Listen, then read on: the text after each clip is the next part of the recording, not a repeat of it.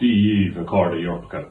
Friends in Norway, it is an honour to be invited back to address you this year. When I spoke at your conference last year, I did not know whether our two small movements on opposite edges of Europe would grow or whether they would wither.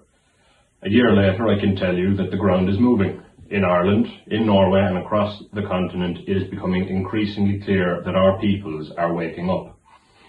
I want to speak to you for a few minutes about why that is and what I think it means. Ireland is a nation that understands perhaps better than any other in Western Europe what it means to lose your land and your people. In 1841, our population was over 8 million people. 100 years later, it was half that. Through famine, eviction and emigration, for generations Ireland became a country that exported its children because it could not feed them in their own home. Every family has a branch that was sent away. That memory is why Irish nationalism has always been, at its core, about the right of a people to remain on their own soil and to live according to their own customs. Pearse wrote that a nation which accepts conquest with resignation loses its soul. Our soul was very nearly lost. We only got it back through generations of work and sacrifice, and now we are in danger of losing it again. Not to an army this time, but to policy and to our own treasonous political class. The mechanism of our replacement is different, but the outcome is the same. A people who cannot shape the demographic future of their homeland are not a free people. They are like tenants in a house that they used to own. That is why our opponents do not want us to realise, and it is why they work so hard to make words like remigration unsayable. Because once the word exists, an idea exists, and once the idea exists, ordinary people recognise that it describes something that is perfectly reasonable, the return of foreign peoples over time to the nations to which they belong. Now that is not an extreme proposition. It is a proposition that the nations of Europe are real, and that they have a past and a future, and that they are entitled to both of them. And I want to say a word now about courage, because I think courage is the real scarce resource in our politics, not ideas.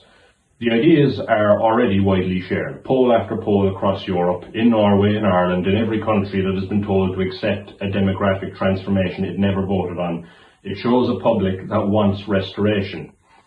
What the public lacks, however, is politicians willing to say so in plain language, and a media class that is willing to report it honestly and on its merits. Those are the two barriers we have, not public opinion. Every time one of you stands on a stage like the one that you're about to stand on, every time a conference like yours is held and not cancelled, every time a party like Norgesdemokratene puts the word remigration in its policy programme and defends the inclusion of it, that barrier gets a little bit lower. You make it easier for the next person to speak, and the person after that, and on until eventually the dam breaks. And what was once something that was unsayable becomes a part of public discourse, and then political speech, and then policy. That is the work we all do. It is slow, and it is thankless, and it is lonely sometimes, but it is the most important political work being done anywhere in Europe today. Because the alternative is a continent that forgets what it was and becomes something entirely alien that no one in Europe chose. In Ireland we have a phrase, an Irish phrase, Ní nDearca Comhairle Chéile. There is no strength without unity. I say it to you now, not in the narrow sense of the word, but in the broad one. The nations of Europe rising together, each in its own tongue and its own tradition, for the same cause. Norway for the Norwegians, Ireland for the Irish, and a Europe that belongs to the European people. Thank you all for having me back. I wish you all a very successful conference, and I look forward to the day we speak, not from behind cameras across the sea, but on our shared continent, where each of our distinct histories and heritage are celebrated, and where this conversation and others like it are viewed the same as any other. Go raibh maith.